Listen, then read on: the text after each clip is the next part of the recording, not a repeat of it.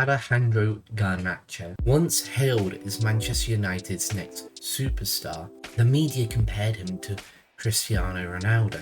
Fans believed he was the future of Old Trafford. His rise was sudden, electrifying, and unforgettable. But just as quickly as he burst into the spotlight, his story took a very different turn. This is the rise and fall of Alejandro Garnacho.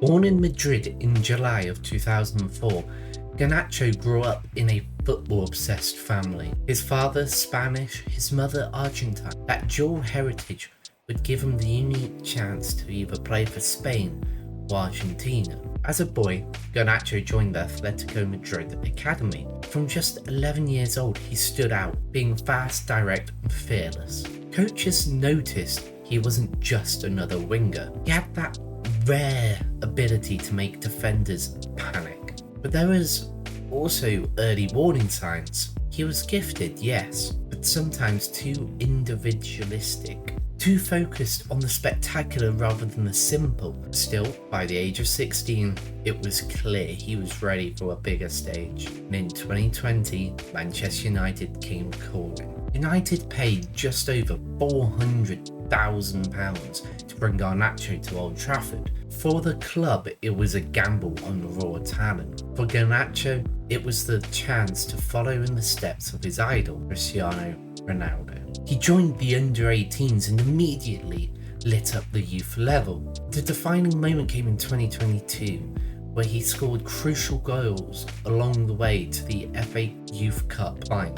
In that final, he scored a brace at Old Trafford, becoming the name that every fan was speaking about. The comparisons to Ronaldo became louder. His celebrations, arms outstretched, soaking in the fans, felt eerily familiar. The wonderkid was now on the brink of the first team. It was under Erik ten Hag that his rise truly began.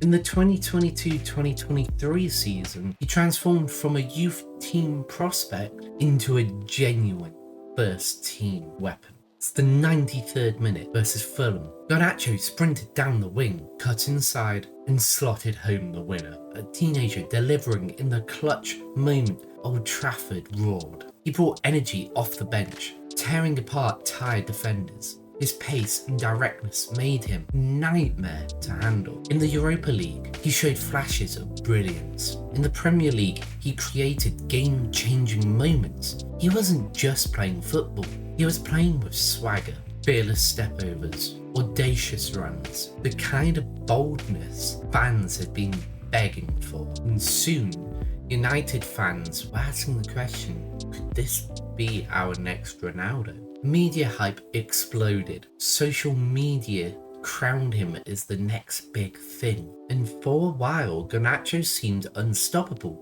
But in football, talent is only half the story. And soon, cracks began to emerge. As the spotlight grew, so did the pressure. Injuries began to creep in. A twisted ankle here and a knock there, just enough to disrupt momentum. On the pitch, Ten Hag demanded structure, discipline, and tactical awareness. But Garnacho often preferred freedom, taking risks, ignoring instructions, going for the spectacular when the simple pass was all that was needed. Off the pitch, his social media presence stirred the pot. Loyalty posts for Ronaldo after his messy exit, subtle digs, cryptic emojis, and flashy posts created noise that the club didn't need. Then came the competition. Anthony had signed for the big money. Sancho was trying to play. Rashford was untouchable. Suddenly, Garnacho wasn't the main act. He wasn't the star. He was just another option. The fairy tale rise was slow, and whispers of immaturity started to sound louder. By the following season, Garnacho's form had dipped.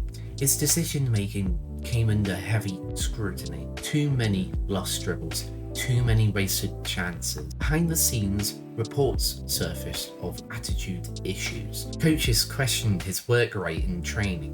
The senior players not impressed by his focus. But Argentina still called him up, hoping to mould him into the next international star. He showed flashes in training, struggled to make a real impact. For a player who once looked like he could carry a club, being reduced to cameo appearances for his country came as a bit of a shock. United fans became divided, stuck between Garnacho being the next hidden, unpolished gem, and the other half just wondered if he was just the next overhyped teenager. And as new prospects emerged, Garnacho's grip on the spotlight slipped further. The boy who was once tipped to be United's next great superstar was now fighting to stay relevant. But football is not just about talent, it's about discipline, mentality, consistency. Without those, even the brightest flame can burn out quickly. For a brief moment, Garnacho made Manchester United fans believe in the future again. For a brief moment, he looked like the second coming of Ronaldo. But potential is fragile, and in the end it wasn't enough. Alejandro Garnacho's rise and fall is a cautionary tale. Talent gets you noticed, but to survive at the top, you need a lot more.